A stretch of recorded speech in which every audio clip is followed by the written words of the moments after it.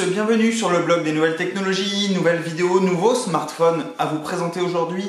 Et c'est un smartphone qui a certes été présenté depuis un petit moment puisqu'il a été présenté à l'IFA à l'été dernier, mais il arrive bientôt sur les marchés. Je ne vais pas parler de l'iPhone 10 ou encore d'autres smartphones qui sont actuellement en vogue. Je veux parler du LG V30, donc c'est le tout dernier smartphone phare de la firme, et ce smartphone a de nombreuses particularités qui risqueraient de vous faire craquer juste avant Noël. Ça peut être le cadeau juste parfait. Donc avant de commencer à vous présenter le smartphone, on va voir un petit peu comme d'habitude ce qu'il y a à l'intérieur de cette boîte noire, donc une boîte entièrement noire comme vous allez le voir, et ensuite on va parler du smartphone que voici. Donc voici le fameux LG V30. Donc si vous l'avez pas encore vu ou ne serait-ce aperçu dans les boutiques, c'est tout à fait logique puisque il arrivera à partir du 19 décembre, donc dans très bientôt, pardon. Et ce smartphone sera disponible à un prix assez élevé puisqu'il sera disponible pour la modique somme de 899 €. Donc on est vraiment sur du haut de gamme. Alors maintenant, est-ce que LG a réussi à produire un smartphone qui peut concurrencer notamment sur le marché Android Samsung, puisque c'est quand même le leader du marché? Et est-ce qu'il peut titiller l'iPhone 10 donc d'Apple? C'est ce qu'on va voir dans la suite de cette vidéo. En tout cas, avant de vous révéler tous les secrets de ce smartphone, sachez que celui-ci sera testé par également Kevin, qui vous publiera un petit test sur le blog NT, enfin un gros test sur le blog NT, un gros test écrit où il vous donnera un petit peu tous ses ressentis sur le smartphone, puisqu'il a pu le tester pendant une quinzaine de jours. Donc voilà, on va vraiment avoir deux tests. Donc mon test vidéo ici, personnellement je l'ai depuis une petite semaine le smartphone, donc j'ai pu avoir un petit ressenti sur celui-ci. Et vous aurez évidemment un test beaucoup plus complet très rapidement sur le blog NT. Donc sans plus tarder, passons à la découverte de ce smartphone et de ce qu'il y a à l'intérieur de la boîte. Donc sans plus tarder, passons à la boîte. Donc une boîte, comme je l'ai dit juste avant, qui est complètement noire. On a juste la mention du V30 ici. On n'a aucun visuel du smartphone sur celle-ci. Une fois qu'on ouvre la boîte, on se retrouve donc nez à nez avec notre fameux LG V30. Voilà, comme ceci. Donc le fameux smartphone borderless de LG, donc le nouveau smartphone. On a également une petite pochette ici dans laquelle on va retrouver donc différents petits guides, notamment, donc ici on va avoir le petit livret de garantie. On va également avoir l'éjecteur de SIM directement intégré dans cette petite feuille, et on a le start guide, donc qui va nous permettre de démarrer assez facilement avec le smartphone une fois que vous commencez avec celui-ci. Ensuite dans la boîte on va retrouver donc ici le chargeur, donc directement secteur, donc compatible fast charge. Donc vous allez pouvoir comme ceci le brancher sur secteur et recharger beaucoup plus rapidement votre smartphone. On va également retrouver ici donc la prise USB donc d'un côté, et on a le port USB type C de l'autre, donc la toute nouvelle norme en termes de câble USB. Et ensuite on a ici, donc ça c'est le plus important, en tout cas dans la partie accessoires, c'est les fameux écouteurs. Donc ce sont des écouteurs qui sont signés Bang & Olufsen, donc la fameuse marque qui travaille avec LG depuis un petit moment, et qui, comme on va le voir un petit peu dans la suite de cette vidéo, et que vous aurez un peu plus un retour de Kevin sur cette partie-là qui est très calé sur l'audio, va promettre un son vraiment de très bonne qualité, puisque on va en reparler, mais sans trop trahir ce qu'on va retrouver dans le smartphone. On va retrouver un quad DAC, donc ça veut dire une petite puce audio qui va être totalement parfaite pour tous les audiophiles, puisque quand vous allez écouter n'importe quelle bande sonore, vous allez pouvoir profiter en fait de ce son qui est vraiment juste parfait. Donc voici un petit tour du propriétaire dans la boîte. Vous voyez, il n'y a rien d'extraordinaire. Je vais juste laisser ça de côté parce que je m'en servirai tout à l'heure pour la vidéo. Je l'ai rangé, mais j'aurais dû le laisser de sortie. Donc je vais ressortir la boîte,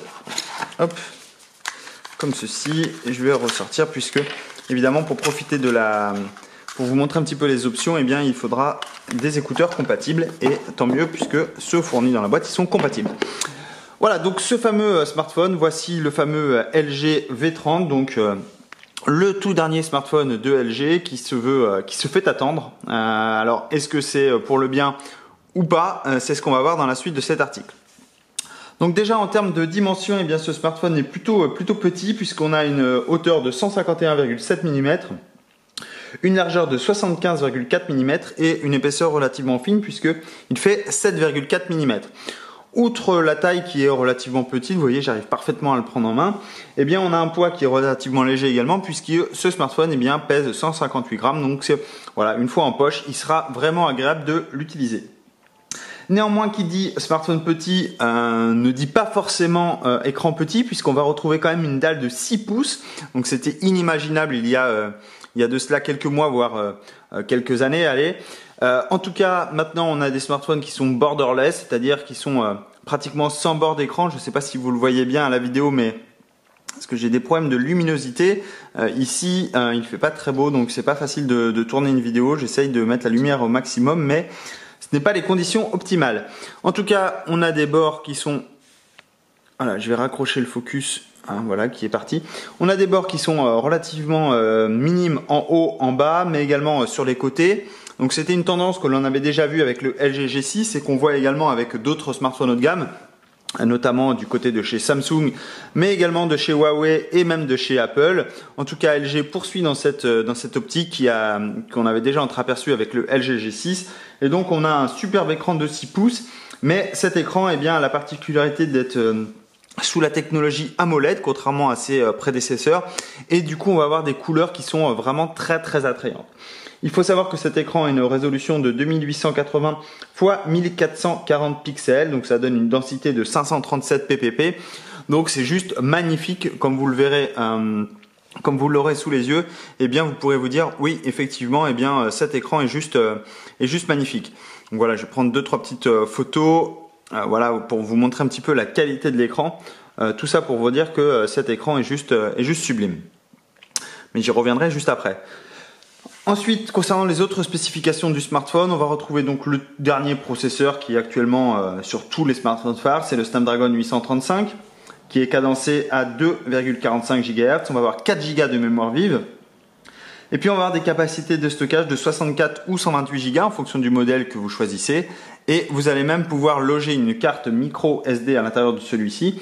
Et ça, c'est plutôt une bonne nouvelle pour tous ceux qui veulent stocker beaucoup de photos ou de vidéos. En termes de connectivité, évidemment, vous allez retrouver de la 4G. Voilà, rien d'extraordinaire. Vous allez retrouver du Wi-Fi également. C'est plutôt pas mal, c'est plutôt même très bien. Et puis on va avoir également un port USB Type C, j'y reviendrai juste après en vous présentant le smartphone. Concernant la batterie, on est sur une batterie de 3300 mAh qui, selon mes tests, à peu près d'une semaine, eh bien, j'ai réussi à tourner à peu près une journée avec le smartphone, même avec une utilisation quotidienne en prenant des photos, des vidéos. Donc autant vous dire que vous allez pouvoir utiliser facilement ce smartphone dans la journée, évidemment, et comme beaucoup de smartphones, eh bien, il faudra passer par la case de recharge le soir si vous voulez en avoir un petit peu sous la main le lendemain. Voilà un petit peu concernant le tour du propriétaire en termes de spécifications. Maintenant, on va faire un petit peu un tour au niveau conception. Alors, on va régler bien le focus comme il faut, voilà.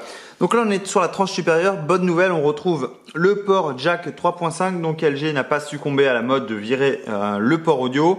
On retrouve ce port audio qui va être une nouvelle fois sublimé grâce aux écouteurs, mais grâce également à la puce quad DAC qu'on va retrouver au sein du smartphone. Sur le côté gauche du smartphone ici, vous allez avoir deux boutons. Ce sont les boutons de volume, tout simplement. Ensuite, on a une tranche entièrement lisse. Sur le dessous également, vous allez retrouver ici le port USB Type C. On a une grille pour le haut-parleur. Et puis, sur le côté droit, vous allez avoir un port ici. Donc, ce port qui va être enlevable facilement par... je vais pas le faire parce que sinon, ça va enlever ma carte SIM et du coup, le téléphone va redémarrer. Mais sachez que vous allez pouvoir glisser votre carte SIM ici, mais également votre carte micro SD. Donc ça, c'est plutôt une bonne chose. Ensuite, concernant l'arrière du smartphone, donc qui est également très intéressant, on va retrouver donc deux capteurs photo. Donc LG succombe à la mode cette fois-ci du double capteur photo. Donc on va avoir un capteur photo de 16 mégapixels, plutôt traditionnel.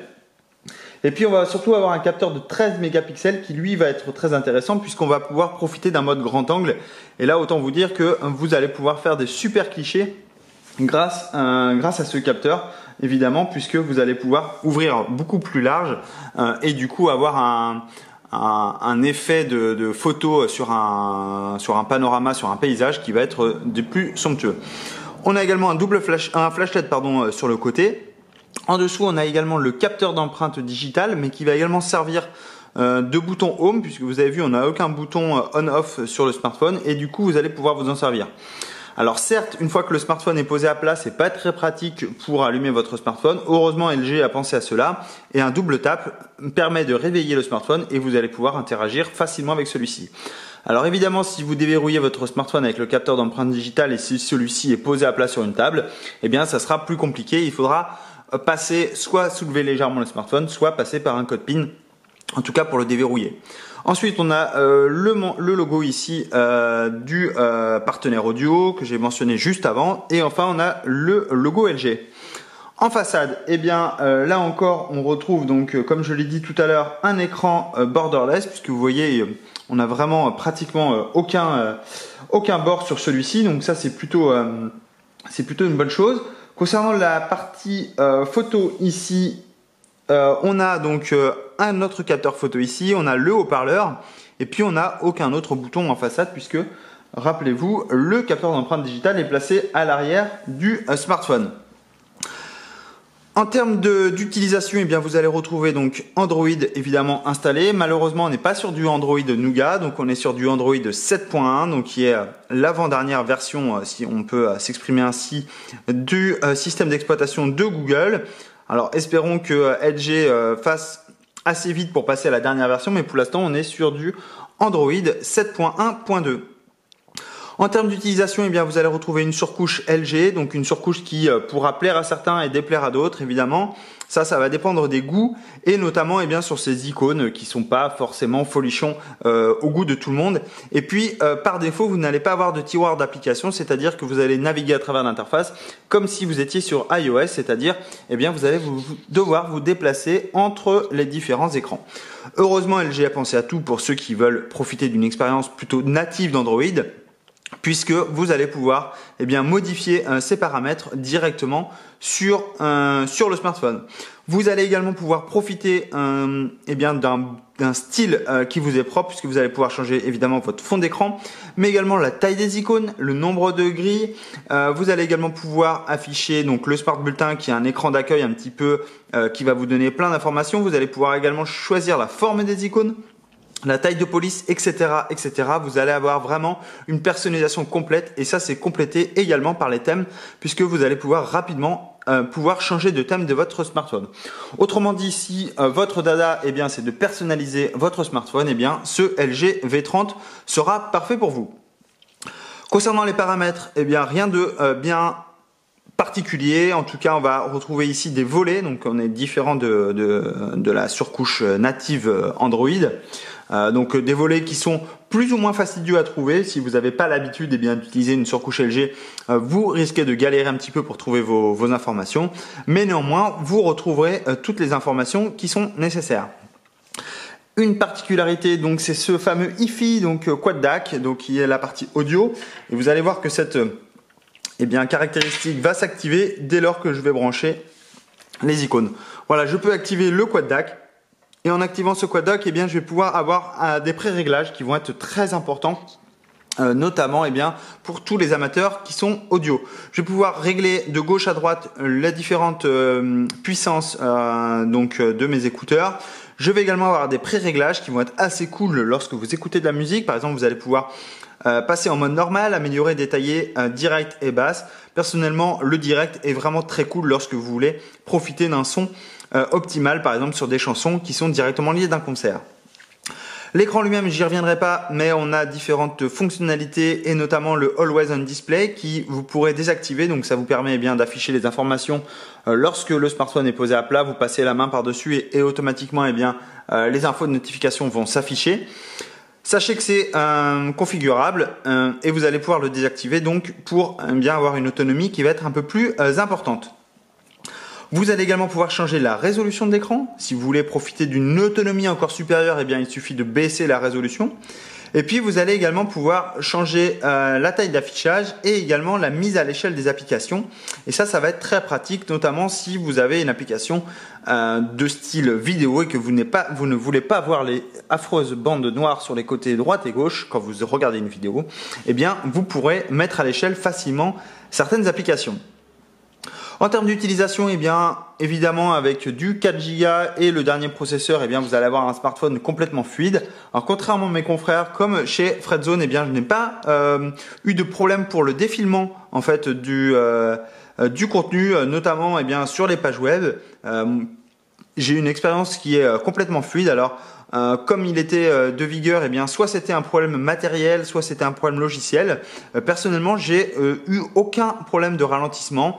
Alors, est-ce que le smartphone que j'ai en main a une surcouche qui est un peu plus réactive que mes confrères? J'en sais rien. En tout cas, sachez que moi, j'ai pas eu ce petit désagrément qu'ont eu plusieurs de mes confrères.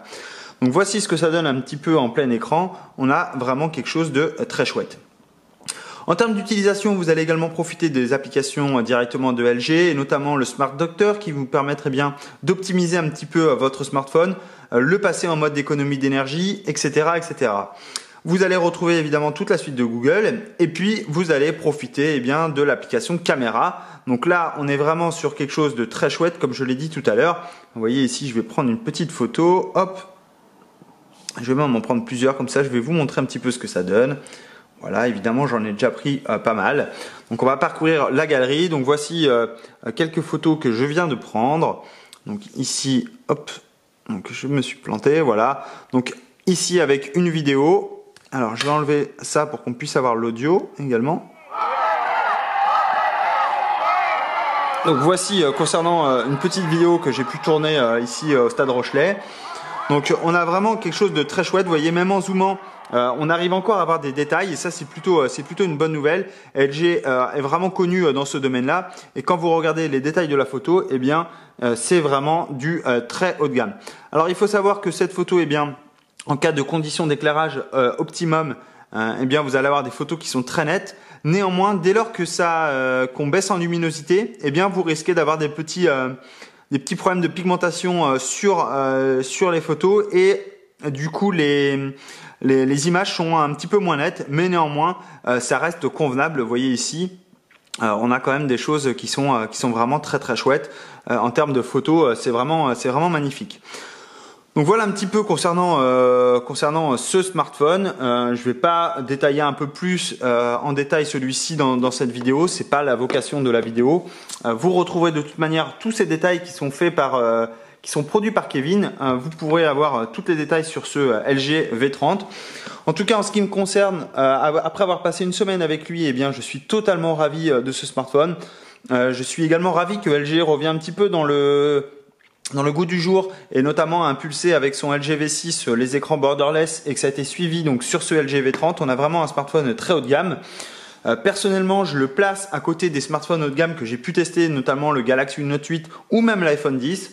N'ayons pas peur des mots, il est vraiment parfait. Pour les audiophiles, évidemment, il va s'avérer extrêmement très agréable. On retrouve donc ce fameux port casque qui va être très intéressant.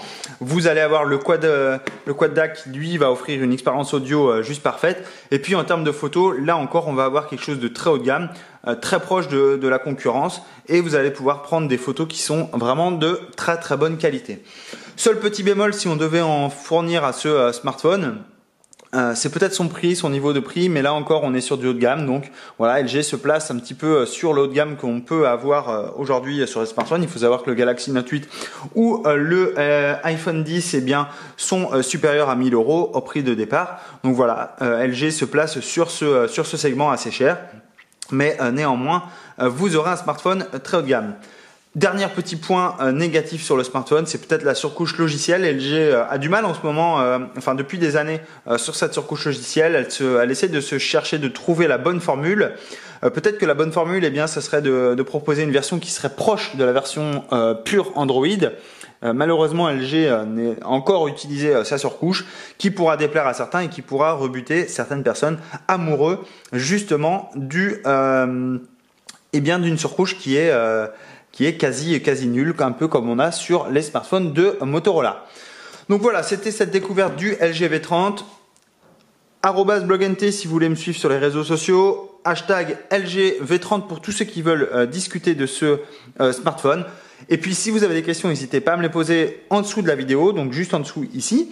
Et puis vous mettez un petit plus si vous aimez la vidéo et j'espère que vous mettrez pas de petits moins pour celle-ci. Voilà, je vous dis à tous une très bonne journée. Je vous souhaite à tous une très bonne journée, on va le faire dans l'ordre. Et je vous dis à très bientôt pour de nouvelles vidéos. Au revoir.